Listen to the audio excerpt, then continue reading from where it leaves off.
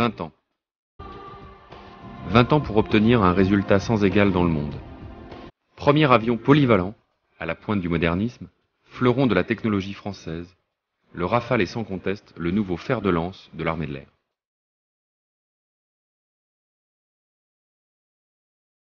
Avion de 4e génération, capable de réaliser aussi bien des missions air-air que air-sol, le projet ACX a été étudié, modifié, amélioré pendant 2 décennies pour donner naissance au plus beau des projets de Marcel Dassault, le Rafale.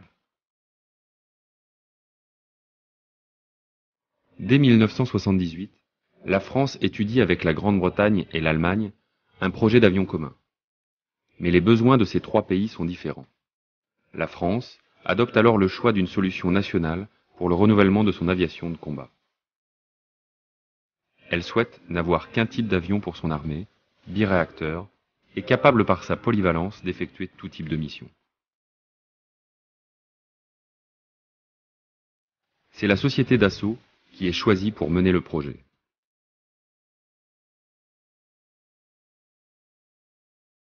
Le démonstrateur Rafale A est conçu en 27 mois, dans les usines de Saint-Cloud.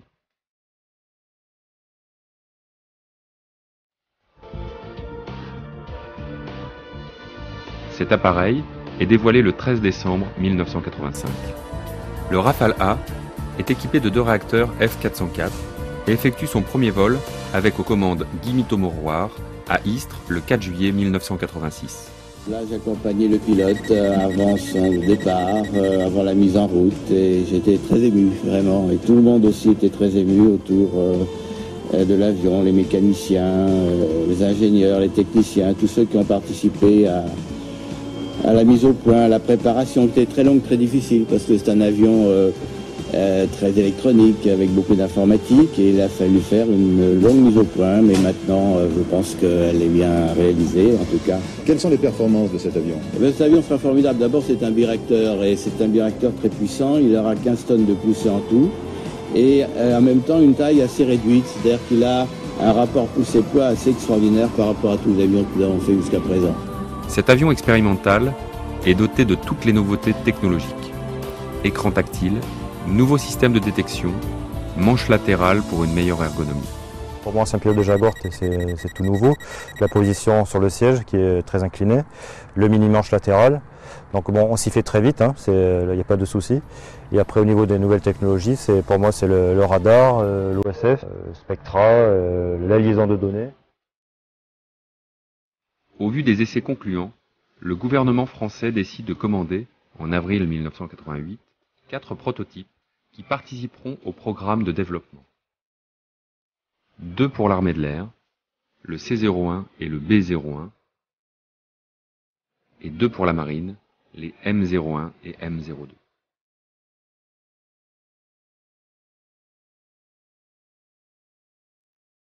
Au fil des ans, le Rafale A change de physionomie et voit ses moteurs remplacés par des moteurs Snecma M88.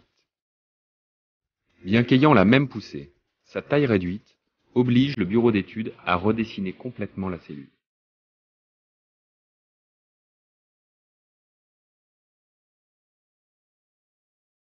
Les essais du démonstrateur Rafale A apportent au projet des améliorations et des simplifications considérables.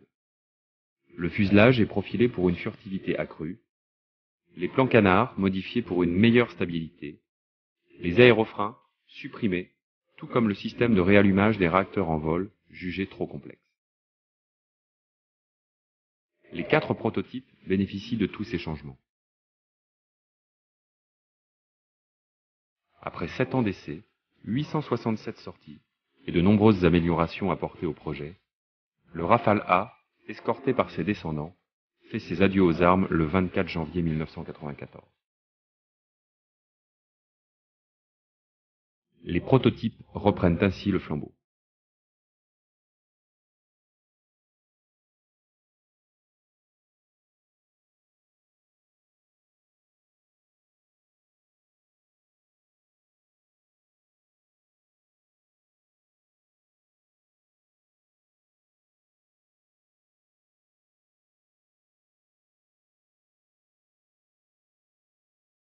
L'avion expérimental qui est derrière moi, qui a volé en 86, avait volé avec 6 mois d'avance sur son programme. Le nombre total de vols que nous avons accumulé est supérieur à ce que nous avions imaginé, puisque nous approcherons bientôt les 2000 vols pour 5 prototypes, ce qui est, je crois, assez exceptionnel. Et je dois dire que c'est un avion sans histoire, puisque toutes les performances que nous avons estimées, que nous avons prévues, ont été largement démontrées en vol, ce qui est aujourd'hui un grand sujet de satisfaction pour nous tous. C'est vrai qu'il apporte beaucoup de choses nouvelles, essentiellement par sa polyvalence. Un même avion est capable de faire des missions air-air, des missions air-sol, des missions air-mer. Et d'ailleurs, vous voyez que dans la France, il remplacera 5 types d'avions différents. Je pense que pour l'efficacité opérationnelle de nos forces, c'est essentiel d'avoir un avion unique qui puisse remplacer 5 types d'avions que nous avions précédemment dans l'inventaire français. L'avion s'adapte sans cesse aux nouvelles technologies. Un système de mise à jour de l'ordinateur de bord est mis au point. C'est ainsi que l'on assiste à l'apparition de plusieurs standards permettant de faire évoluer l'avion sans changement majeur. Actuellement, la Marine nationale possède le standard F1 et recevra prochainement la version F2 qui équipe déjà l'armée de l'air.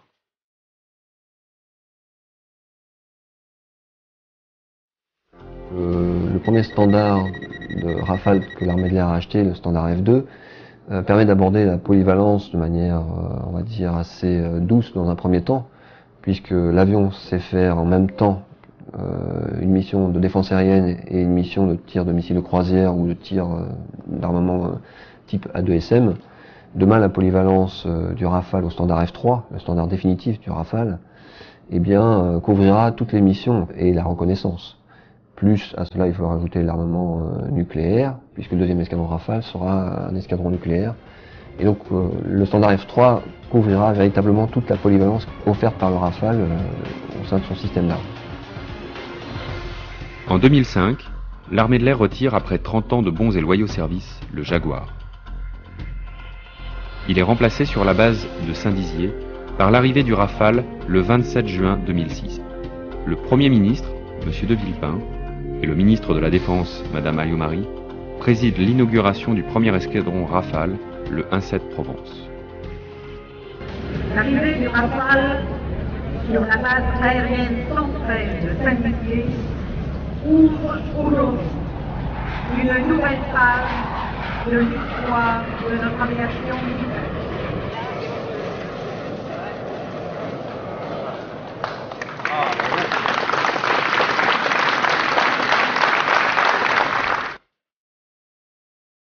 Quelques jours plus tard, le ministre de la Défense effectuera un vol en formation au-dessus de Paris.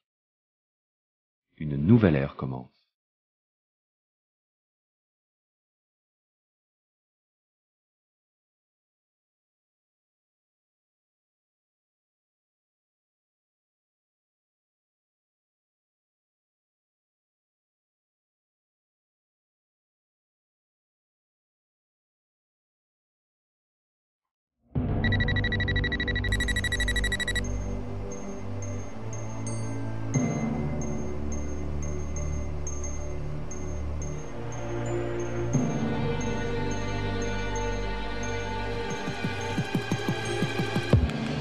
Avec l'arrivée du Rafale, l'armée de l'air évolue. Pilotes et mécaniciens gagnent en polyvalence. Une nouvelle génération de maintenance apparaît, permettant une mise en œuvre plus rapide de l'appareil, avec moins de personnel. Un nouveau pôle mécanique est né, le CMR, Centre de maintenance Rafale.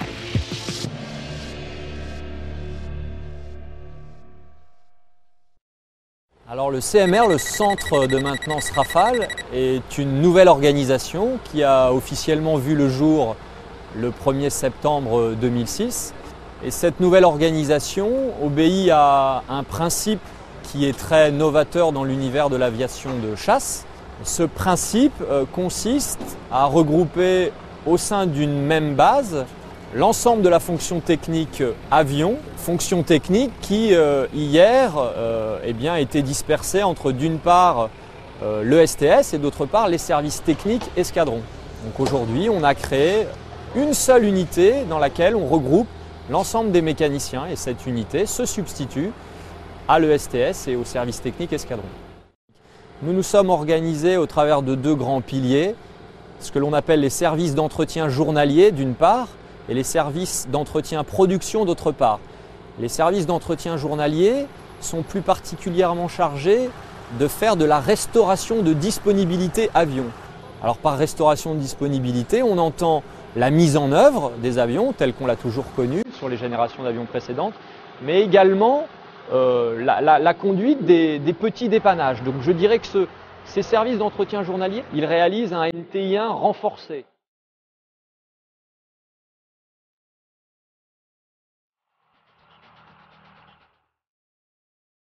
Créée pour le programme Rafale, la notion de soutien logistique intégré, SLI, permet la simplification de la maintenance. On obtient ainsi un gain de disponibilité de plus de 30 jours par rapport au Mirage 2000. Tout ce concept de SLI, toutes ces études qui ont été menées dès le début du programme ont permis de simplifier considérablement certaines opérations de maintenance. Et notamment, si on peut prendre quelques exemples, la dépose d'un moteur qui, sur Rafale, prend environ 2 heures de temps, alors que sur les avions d'ancienne génération, tels que le Mirage 2000, ça prenait pratiquement une journée entière. La dépose d'un siège éjectable qui, sur Rafale, se fait en moins d'une demi-heure, sans dépose de verrière. Et donc tout ceci sont des exemples qui montrent que le Rafale a été conçu non seulement pour l'opérationnel, mais aussi pour la maintenance, pour simplifier la maintenance, pour réduire les coûts humains.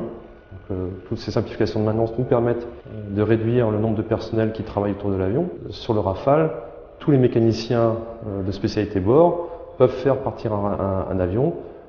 Donc on peut faire partir un avion, un Rafale, avec un armurier ou un personnel de la spécialité avionique, comme la spécialité vecteur, qui est une spécialité plus traditionnelle pour faire partir les avions.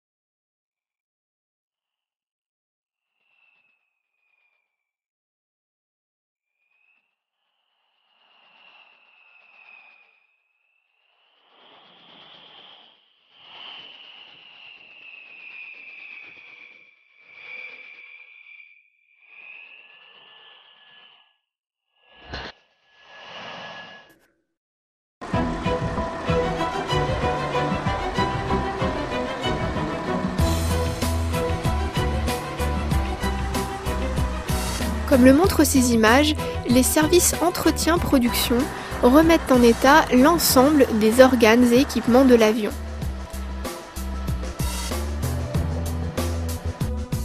Ils ont aussi à charge la conduite des chantiers de rétrofit. Il en existe deux types. Le rétrofit hard qui consiste à changer quelques éléments de l'avion comme les URL ou URA. Ces boîtiers retournent chez le constructeur où ils subissent les modifications avant d'être réintégrés. Le rétrofit soft, lui, se fait directement sur le Rafale par mise à jour des logiciels. Alors le rétrofit, il faut savoir que les avions, les Rafales, la flotte de Rafale qui est mise en place aujourd'hui à Saint-Dizier n'a pas encore été mise au standard définitif. Et que donc l'avion, alors qu'il est en service ici, continue à évoluer du point de vue de son système d'armes au travers de différents paliers. Et les avions qu'on a aujourd'hui sont au standard F2.1 et ils vont petit à petit, au travers d'un chantier de rétrofit, passer au standard F2.2, ce qui va finalement impliquer des évolutions concernant le système d'armes. Système d'armes qui est totalement innovant. Le radar RBE2 équipe la pointe avant de l'avion et dispose d'une antenne à balayage électronique. Le Spectra, fixé sur la dérive, est le dispositif principal d'autoprotection. Son système électromagnétique et infrarouge autorise l'écoute et la détection des départs missiles. La liaison de données permet l'échange d'informations entre appareils alliés, échanges destinés à connaître l'état des ressources de chaque avion, notamment en matière d'armement. Enfin, la grande innovation est incontestablement l'OSF, Optronique Secteur Frontal. Donc c'est un capteur qui permet d'avoir des imageries soit en infrarouge, soit en TV de différents éléments, que ce soit des éléments au sol ou éléments aériens. Et le capteur permet et à la fois une identification et à la fois c'est un capteur supplémentaire dans le maintien de ce qu'on appelle la SA dans notre jargon, donc c'est la maîtrise de l'environnement et la connaissance des avions qui nous entourent. Le Scalp est un missile moyenne longue portée pour des frappes longue distance sans engager l'avion sous le feu ennemi. Donc ça lui permet de tirer une certaine distance et de frapper un objectif de façon relativement précise. C'est pour traiter différents objectifs, par exemple l'attaque de bunkers ou de cibles fortifiées ou alors aussi bien une attaque au sol sur un groupe de véhicules. C'est un missile Scalp. C'est un missile de croisière qui permet de détruire tout type d'objectifs et notamment des objectifs durcis à distance de sécurité puisque c'est un armement stand-off.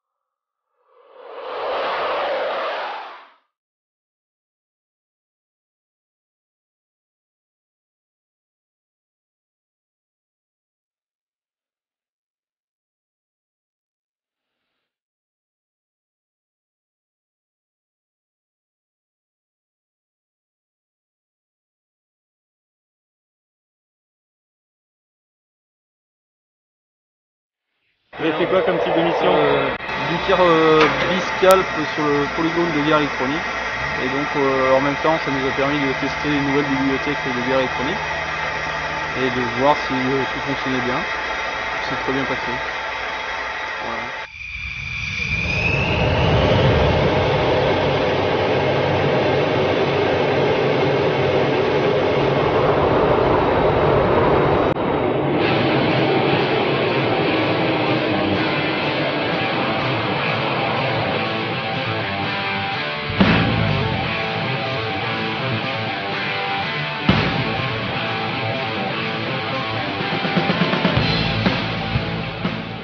Le 26 juin 2006, le Rafale Air a monté sa première permanence opérationnelle. Cette mission s'inscrit dans le cadre du dispositif de la posture permanente de sûreté, dispositif auquel participent également les Rafales marines. Si un aéronef ne suit pas son plan de vol sans raison annoncée, il fait l'objet d'un suivi particulier. Alors l'avion de permanence opérationnelle intervient. Il a pour rôle de l'identifier, de le ramener sur son itinéraire et de modifier sa trajectoire. En cas de refus d'obtempérer, l'avion devient suspect. Un tir de semonce est effectué pour le contraindre à obéir. S'il ne réagit pas, il devient hostile. Le Premier ministre, qui assure la direction générale des opérations aériennes, pourra alors prendre dans ce cas la décision ultime.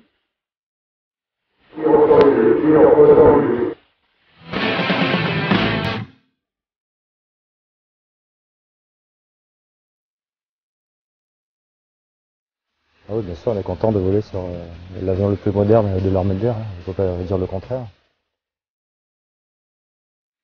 Ça fait quoi de voler sur Rafale? Ça fait énormément de bien et très plaisir. C'est vrai que c'est un monde vraiment nouveau, quoi. C'est un concept. Comment ça s'est passé le premier vol en monoplace? Eh bien, bien, pas de problème. Oui. Tout s'est bien passé, l'avion n'est pas cassé, donc le principal est assuré. Ça y est, vous êtes lâché? Oui, ça y est, c'est un grand pas de fait. Fier? Bien, très bien, et puis maintenant je vais pouvoir continuer ma transformation et je peux ramener des navigateurs, chose que j'ai encore jamais fait, donc il y a encore pas mal de choses à découvrir.